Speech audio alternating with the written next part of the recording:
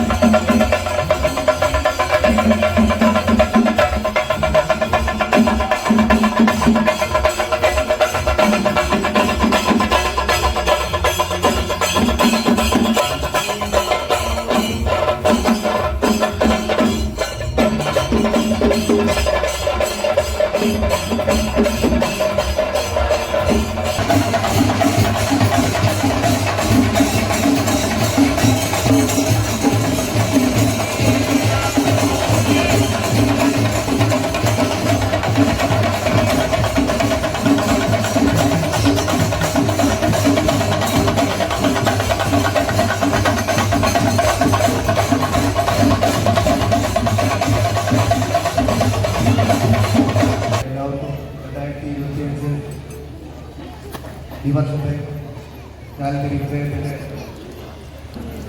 ഹൃദയത്തിൻ്റെ മംഗളാശംസകൾ എല്ലാവർക്കും നേർന്നുകൊണ്ട് അച്ഛന് പ്രത്യേക ആശംസ അറിയിക്കുകയാണ്. കഴിഞ്ഞ വർഷം പെരുന്നാൾ നടത്തുവാനും അതിനുള്ള എല്ലാ കാര്യങ്ങളും സഹകരിച്ച് മുന്നോട്ട് പോകാനും അച്ഛൻ കൊടുത്തിരുന്നു. അതിന് പ്രത്യേക അച്ഛനോട് നന്ദി പറയുന്നു. അച്ഛന് പ്രത്യേകം മംഗളം നേരുന്നു. അതിനോടൊപ്പം തന്നെ ഈ വർഷം 50 പേര് ചേർന്ന് നടത്തുന്ന പെരുന്നാൾ ഇത്രയും ഭംഗിയാക്കാൻ സാധിച്ചു. അവർക്കും പ്രത്യേകം അവരുടെ കുടുംബത്തിൽ പ്രത്യേകം നന്ദി അറിയിക്കുകയാണ്. അവർക്ക് പ്രത്യേകം പെരുന്നാൾ ആശംസകളും നേരുന്നു. അടുത്ത വർഷം പെരുന്നാൾ നടത്താനിരിക്കുന്നവരെ പ്രത്യേകം ആശംസിക്കുന്നു.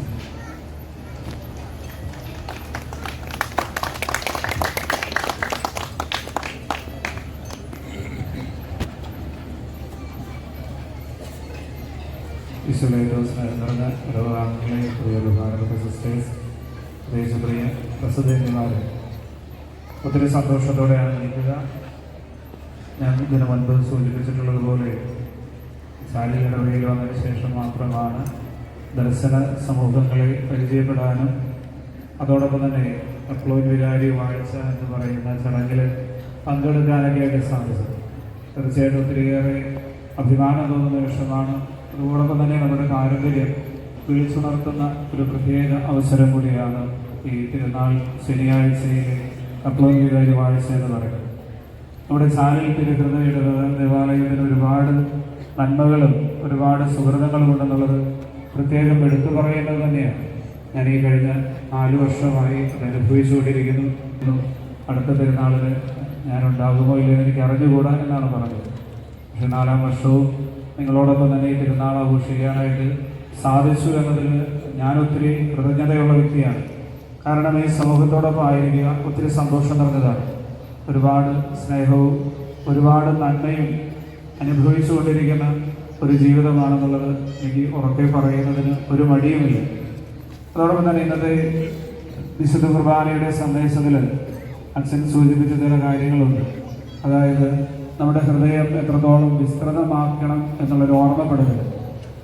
ആ ഹൃദയത്തിൽ ചാലിൽ ഇടവക എന്ന് പറയുന്ന തിരുഹൃദയ ദേവാലയത്തിൻ്റെ ഹൃദയത്തിൻ്റെ ഒരു 90% സ്നേഹവും ഞാൻ അനുഭവിക്കുന്നുണ്ട് എന്നതിന് എനിക്ക് ധൈര്യമായിട്ട് പറയാനായിട്ട് പറ്റും. അത് വെറുതെ 30-ഉം 60-ഉം അല്ല, 90-ന് മേലെ തന്നെയാണ്. അത് നിങ്ങളെല്ലാവരുടെയും സ്നേഹമാണെന്നുള്ളതാണ്. ചെറിയ കുട്ടികൾ മുതൽ പ്രായമായിട്ടുള്ളത് വരെ, എഴുന്നേറ്റ് നടക്കാൻ പറ്റാത്ത വല്യപ്പച്ചന്മാർ വരെ നല്ല സൗഹൃദത്തിലും സ്നേഹത്തിലും ആയിരിക്കാനായിട്ട് സാധിക്കുന്നു എന്നുള്ളത് സന്തോഷത്തോടെ ഈ ദിവസം ഓർക്കുകയാണ്. ഈ തിരുനാളിൻ്റെ എല്ലാ നന്മകളും, ഈശോയുടെ തിരുഹൃദയത്തിൻ്റെ എല്ലാ അനുഗ്രഹങ്ങളും തുടർന്നും നിങ്ങൾക്ക് എല്ലാവർക്കും ഉണ്ടാകട്ടെ എന്ന് പ്രാർത്ഥിക്കുകയാണ്. നമ്മുടെ ഇടവകയുടെ ഒരുപാട് നന്മകളുണ്ട്. അതിൽ പ്രധാനപ്പെട്ട രണ്ട് കാര്യങ്ങൾ എന്ന് പറയുന്നത് നമ്മുടെ ഇടവകയിൽ പ്രവർത്തിക്കുന്ന 2 സന്യാസ സമൂഹങ്ങളാണ്.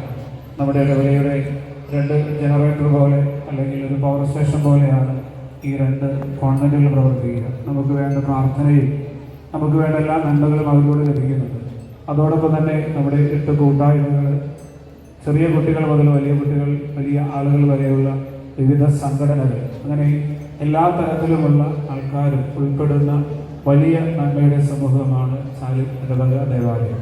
തീർച്ചയായിട്ടും നിങ്ങളോടൊപ്പം ഈ തിരുനാൾ ദിനത്തിൽ ഇതുപോലെ കപ്പള വികാരി വാഴ്ചയിൽ ആയിരിക്കാനായിട്ട് സാധിച്ചതിന് നന്ദി പറയുന്നു. പ്രത്യേകമായിട്ട് ഈ വർഷത്തെ തിരുനാൾ ഏറ്റെടുത്ത് നടന്ന 50 പ്രസിദ്ധേന്തിമാർ ഒത്തിരിയേറെ ത്യാഗങ്ങൾ സഹിച്ചാണ് അവർ ഈ ദിവസങ്ങളിലേക്ക് എത്തിക്കൊണ്ടിരിക്കുക. ഒരുപാട് വേദനകളുണ്ട്, ഒരുപാട് ആശങ്കകളുണ്ട്, അസ്വസ്ഥതകളുണ്ട്, പ്രതിസന്ധികളുണ്ട്. ഇതിൻ്റെ എല്ലാം നടുവിൽ നിന്നുകൊണ്ട് ഈ തിരുനാൾ ഒട്ടും മോശമാകരുത് എന്നാഗ്രഹിച്ചുകൊണ്ട് രാവുകളില്ലാതെ അധ്വാനിക്കുന്നവരാണ് ഈ 50 പ്രസിദ്ധേന്തിമാർ. അതിന് നേതൃത്വം നൽകുന്നവരുണ്ട്. അവരെയും അതോടൊപ്പം തന്നെ സഹകരിക്കുന്ന അവരുടെ കുടുംബാംഗങ്ങളെയും എല്ലാവരെയും ഈ തരുണത്തിൽ ആശംസകൾ അറിയിക്കുന്നു. 2026 തിരുനാളിൻ്റെ പ്രസിദ്ധേന്തിമാരുടെ പ്രതിനിധിയായി ടോനൻ ചേട്ടനുണ്ട്, ഈ വർഷത്തെ കൺവീനർ സന്തോഷം ചേട്ടനുണ്ട്, അൽസമ ചേച്ചി പ്രസിദ്ധേന്തിയുടെ പ്രതിനിധിയായിട്ട്. അങ്ങനെ നിങ്ങളെല്ലാവരെയും അനുമോദനങ്ങൾ അറിയിക്കുന്നു, ആശംസകൾ അറിയിക്കുന്നു. ദൈവം നിങ്ങളെല്ലാവരെയും സമൃദ്ധമാക്കുന്നു. നമ്മുടെ കർത്താവ് ഈശോ മിശിഹായുടെ കൃപയും പിതാവായ ദൈവത്തിൻ്റെ സ്നേഹവും പരിശുദ്ധാത്മാവിൻ്റെ സഹവാസവും നിങ്ങളെല്ലാവരോടും കൂടെ ഉണ്ടായിരിക്കട്ടെ, ഇപ്പോഴും എപ്പോഴും എന്നേക്കും. ഈശോ മിശിഹായ്ക്ക് സ്തുതിയായിരിക്കട്ടെ.